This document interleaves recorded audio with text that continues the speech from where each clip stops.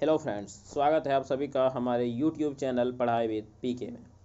तो दोस्तों, जैसा कि आप सभी जानते हैं कि हम आपको ज्ञान सेतु सुबोध की सभी पाठ्य पुस्तकों को बता रहे थे, लेकिन पिछले 3 दिनों से मैं वीडियो अपलोड नहीं कर पा रहा था क्योंकि मेरी तबीयत खराब थी। तो आज मेरी तबीयत में सुधार है, तो आज मैं आप सभी के लिए वीडियो बना रहा हूँ। तो आप लोग इस वीडियो को भी अधिक से अधिक देखें, अपने दोस्तों को शेयर करें, चैनल को सब्सक्राइब करें तथा वीडियो को लाइक ज़रूर करें। तो आज के वीडियो में हम अपनी उसी पढ़ाई को आगे रखते हुए आज हम गणित को पढ़ेंगे। जी हाँ, आज हम गणित को पढ़ेंगे। लेकिन वीडियो शुरू करने से पहले यदि अभी तक आपने मेरे चैनल को सब्सक्राइब नहीं किया है या फिर आप पहली बार हमारे इस वीडियो को देख रहे हैं, तो आपको वीडियो के नीचे एक लाल रंग में सब्सक्राइब बटन दिख रहा होगा। आप उस सब्सक्राइब बटन को दबा के चैनल को सब्सक्राइब जरूर करें, जैसे अपने दोस्तों को भी ज़रूर से ज़रूर शेयर करें, ताकि जैसे ही कोई वीडियो बनाएं वो सबसे पहले आप तक पहुंच सके और आप उस वीडियो को देखकर अधिक से अधिक लाभ उठा सकें। और जब आप चैनल को सब्सक्राइब कीजिएगा तो ये सब्सक्राइब जो है वो आपका लाल रंग से दिख रहा है, वो आपका किस रंग में बदल जाएगा? तो वो आपका बदल जाएगा काला रंग में। तो चैनल को जल्द से जल्द सब्सक्राइब करें। तो चलिए बढ़ते हैं अपने आज के सवाल पे। तो आज का हमारा सवाल है आपका अभ्यास कार्यपत्रक 41। और यदि आप हमसे पूछें पेज नंबर के बारे में, तो आज का आपका पेज नंबर है 49। तो पेज नंबर 49 और अभ्यास कार्यपत्रक 41 को आज हम अच्छे से समझ कर पढ़ेंगे। तो चलिए पहला सवाल आप लोग मेरे साथ पढ़िए। सवाल दिया गया है, दिए गए चित्र में पी क्यू आर एस को इकाई मानिए। देखिए आपको बीच में दिख रहे हैं पी क्यू आर एस, ये आपके पी क्यू आर एस दिए गए हैं। उसको बोला है कि इसको एक मानिए, इकाई मतलब होता है एक मानिए, और इकाई मानकर एबीसीडी का क्षेत्रफल बताइए। तो चलिए देखते हैं कैसे बनेंगे या सवाल। तो देखिए ये रहा हमारा सवाल। हमें क्या बोला गया है कि यहाँ पे जो आपको बीच में दिए गए हैं आप उन्हें एक मानिए। देखिए आप देख रहे होंगे कि आपको जितना बड़ा बीच वाला है उतने बड़ा आपका ये वाला है, उतने बड़ा ये वाला है, उतने बड़ा ये वाला है, उतने बड़ा ये वाला है, मतलब कि सभी भाग आपके बराबर हैं। मतलब कि अगर इसको एक मान लें सभी एक होंगे कि नहीं? हाँ, बोलिए सर सभी तो एक ही हो जाएंगे। तो ठीक है, तो बोला गया कि ये एक है, तो हमको पूरा का पूछा एबीसीडी। तो बताइए पूरा कितना हो जाएगा? तो कितना होगा? तो जब हम पूरे को गिनेंगे तो गिनिए मेरे साथ, कितने हो गए? 1 2 3 4 5 6 7 8 और 1 9 हो गए। तो अगर ये वाला एक है तो पूरा कितना हो गया? तो पूरा हो गया हमारा 9। चलिए बनाएंगे। तो लिखेंगे क्या? तो आपको लिखना है कि ए बी सी का क्षेत्रफल। तो पेन का रंग मैंने चेंज कर दिया है, आपको लिखने हैं यहाँ पे ए बी सी का क्षेत्रफल, ए बी सी डी का क्षेत्रफल। चलिए लिखिए ए बी सी डी का क्षेत्रफल। तो देखिए यहाँ पे हमें मीटर सेंटीमीटर ये सब कुछ नहीं दिया, हमें इकाई दिए गए हैं, तो इसके भी हम क्या लिखेंगे? इकाई लिखेंगे। तो कितने आ गए? 9 इकाई। इसी तरह से आपको लिखने हैं।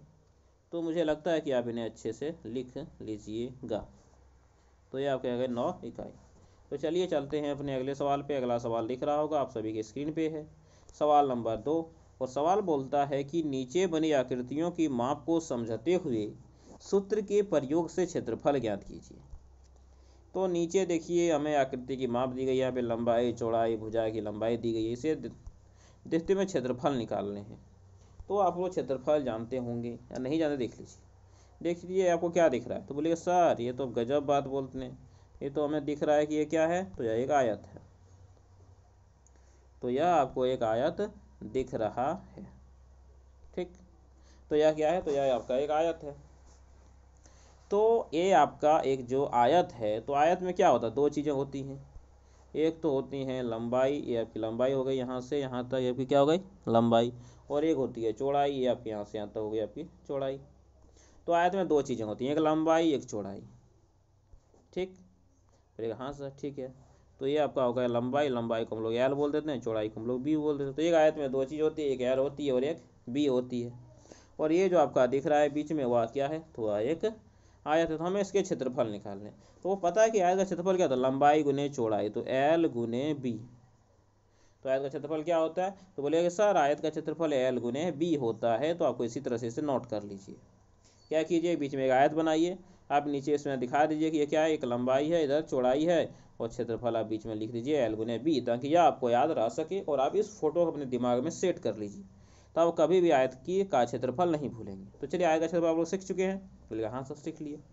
तो चलिए अब हम अगला देखते हैं आयत के बार वर्ग का क्षेत्रफल, लेकिन उससे पहले से कर देता हूँ मैं यहाँ से साइड।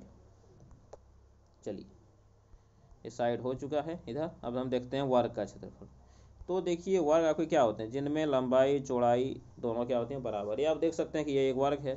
तो चलिए इसे का भी रंग क्या कर दिया जाए, थोड़ा सा बदल दिया जाए, और बोलिए आप लोग इसका रंग क्या दें।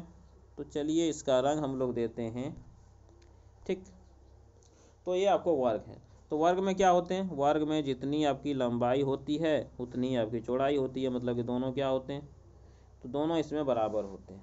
मतलब कि मेरे कहने का मतलब है कि अगर ये वाला ए है तो ये वाला भी कितना होगा, ए ही होगा कि नहीं होगा।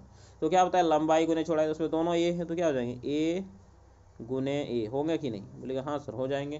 तो वो पता है कोई चीज़ को दो बार गुना करते हैं तो क्या हो जाते हैं, तो ये हो जाता है आपका ये स्क्वायर। तो आपके वर्ग की जो क्षेत्रफल है वह कितना हो गया, ये स्क्वायर हो गया। और आपके आयत का क्षेत्रफल कितना हो गया, तो आपके आयत का क्षेत्रफल एल गुने बी हो गया। तो आप इन दोनों को इसी तरह से फोटो के साथ नोट कर लें ताकि आप इन्हें कभी भी नहीं भूलें, ठीक। तो चलिए अब हम देखते हैं अपने सवाल को। तो सवाल बताने से पहले इसे भी कर देते हैं थोड़ा सा साइड। चलो भाई तू भी थोड़ा साइड चला जा। तो चलिए दोनों को मैंने यहाँ पे कर दिया है साइड। तो चलिए अब हम देखते हैं अपने सवाल को। सवाल में दिया गया है क्षेत्रफल निकालना है किसका, आयत का। लंबाई 18 चौड़ाई 12। तो बताया कि आयत का क्षेत्रफल क्या होता है, तो लिखेंगे क्षेत्रफल, पूरा नहीं लिखे तो शॉर्ट में क्षेत्रफल बराबर क्या बताए, लंबाई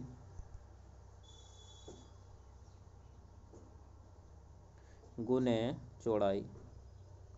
क्षेत्रफल क्या लिखें, लंबाई गुने चौड़ाई। लंबाई दिए हैं 18, चौड़ाई दिए हैं 12, गुना करने जाते हैं। 18 दूनी 36 के 6 हो गए, और फिर 18 कम 18, 18 और 3 21 हो गए, कितने आ गए 216।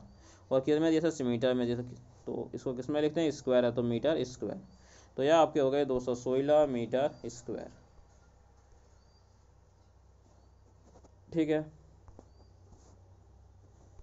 तो यह आपके हो गए 216 मीटर स्क्वायर। इसी तरह से आपको बनाने थे। चलिए अब देखते हैं वर्ग की एक भुजा की लंबाई दी, तो क्षेत्रफल निकालेंगे। तो आपको बता चुके हैं वर्ग का क्षेत्रफल क्या होता है, तो बोलेंगे सर भुजा स्क्वायर आपने बताया था, तो भुजा हो गया, इसका स्क्वायर कर देंगे। तो भुजा कितना दिया है 10, 10 का स्क्वायर आपको पता है कितना होता है 100। सेंटीमीटर में दिया है क्या हो जाएगा, सेंटीमीटर स्क्वायर हो जाएगा। वह आप लोगों ने तो बना दिया, लगता है आप लोग बहुत होशियार हो चुके हैं, अब आप लोग बहुत चीज़ यहाँ पे सीख चुके हैं।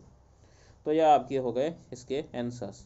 तो देखिए मैंने दो के क और ख दोनों बना दिए, आपको भी इसी तरह से क्या करने थे, तो बनाने थे। अगला दिया गया है कि एक आयत की भुजा की लंबाई 6 सेंटीमीटर व क्षेत्रफल 24 सेंटीमीटर है, तो उसकी दूसरी भुजा की लंबाई क्या होगी। तो देखिए हमें क्या दिया, एक भुजा की लंबाई दी है और क्या दिए हैं, क्षेत्रफल दिए गए, तो हमें दूसरी भुजा की लंबाई निकालनी है। तो आपको पता है कि लंबाई गुने चौड़ाई बराबर क्या होता है, तो बोलेगा सर लंबाई गुने चौड़ाई बराबर तो आपने बताया कि क्षेत्रफल होता है। चलिए लिखेंगे,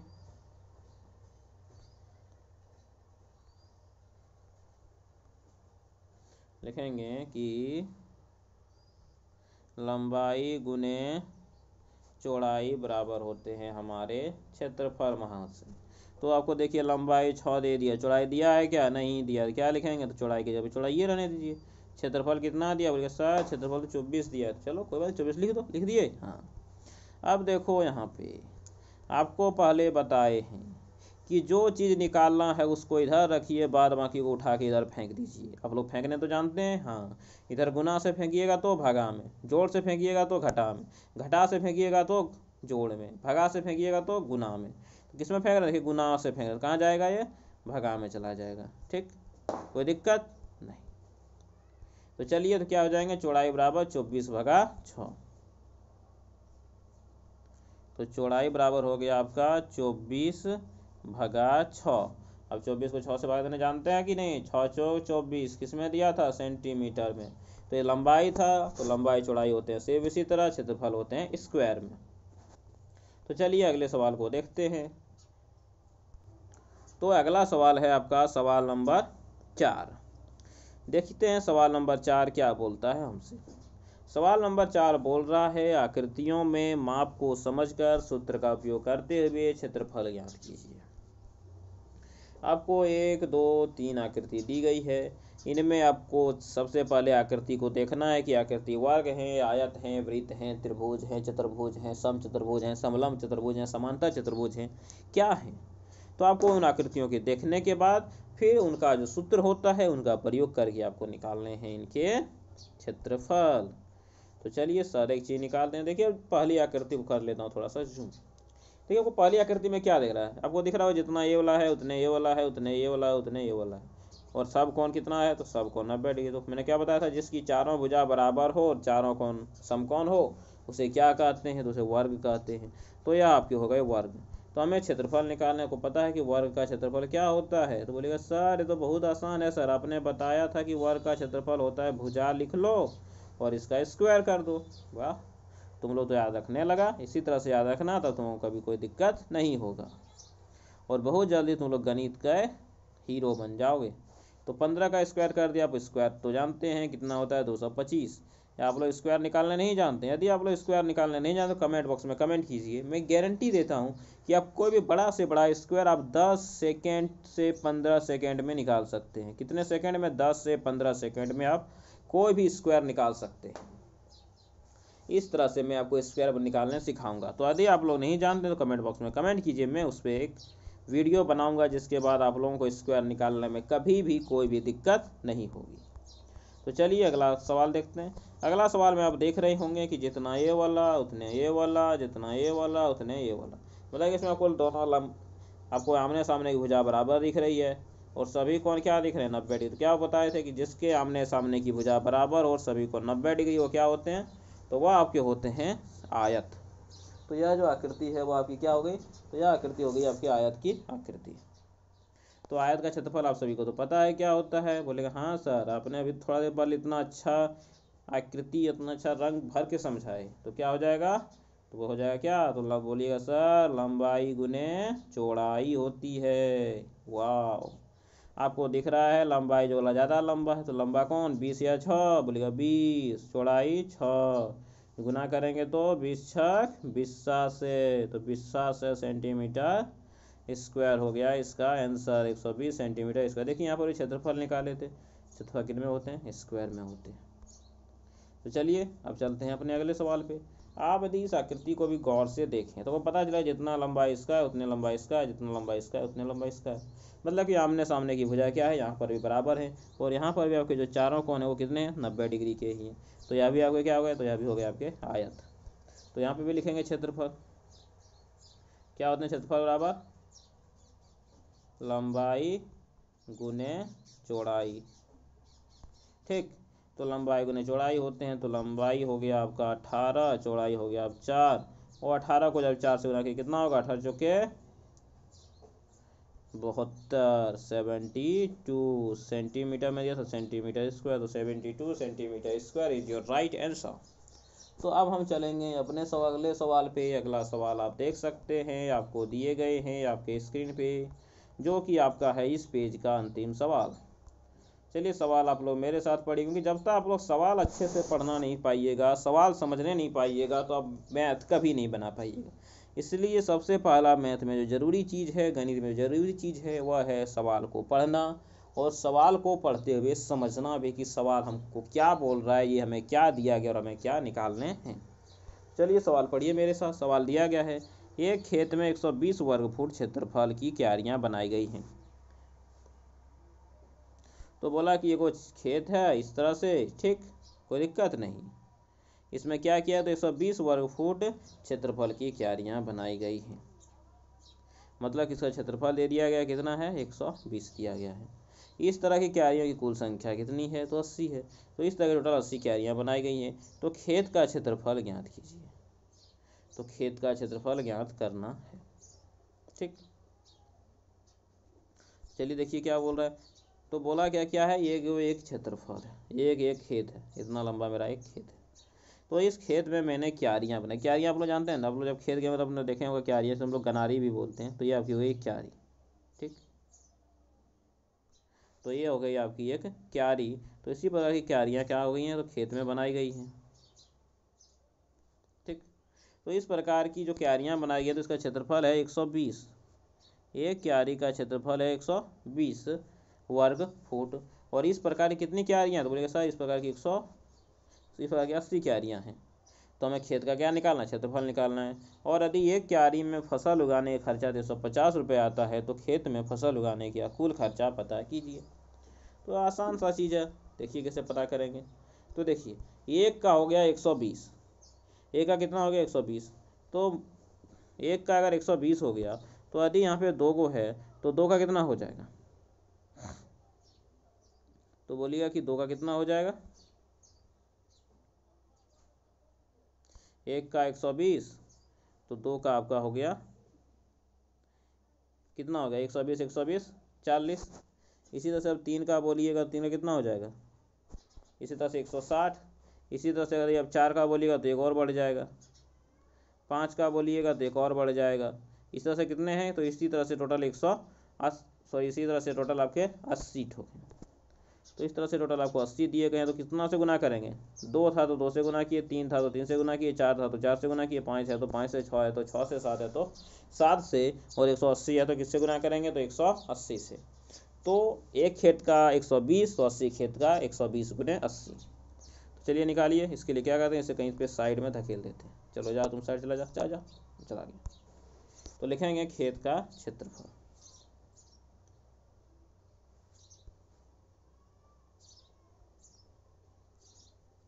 खेत का क्षेत्रफल कितना हो गया, 80 खेत, एक का 120 तो 80 गुने 120, और 80 गुने 120 कितना होता है 960, नहीं 9600। तो 9600 वर्ग फुट हो गए।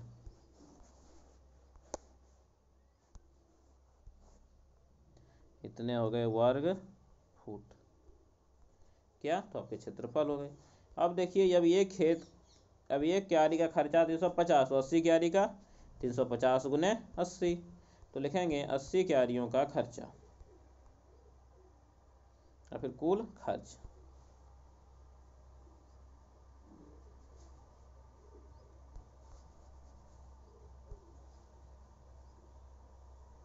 कुल खर्च कितने हो गए, एक का 350 तो 80 का, तो 80 गुने 350। आप लोग तो गुना तो जानते ही होंगे, आप लोग गुना भी नहीं जानते हैं, लेकिन नहीं से गुना कैसे नहीं जानेंगे, गुना तो जानते हैं। चलिए कीजिए गुना। तो 2 0 40 के 0, 24 और 4 28, तो टोटल 28,000 रुपये उसको लगेंगे, 28,000 रुपये। तो इसी तरह से आपको क्या करने थे, तो बनाने थे। देखिए मैं आपको बना लिया हूँ, अब इसे एक बार में देख लें। चलिए ठीक है, तो आज का वीडियो यहीं तक रखते हैं, फिर मिलेंगे अगले वीडियो में। तब तक यदि आपने चैनल को सब्सक्राइब नहीं किया, चैनल को सब्सक्राइब करें, वीडियो को लाइक करें, इसे अपने दोस्तों के साथ जरूर शेयर करें। तो चलिए मिलेंगे अगले वीडियो में, तब तक के लिए धन्यवाद। जय हिंद, वंदे मातरम।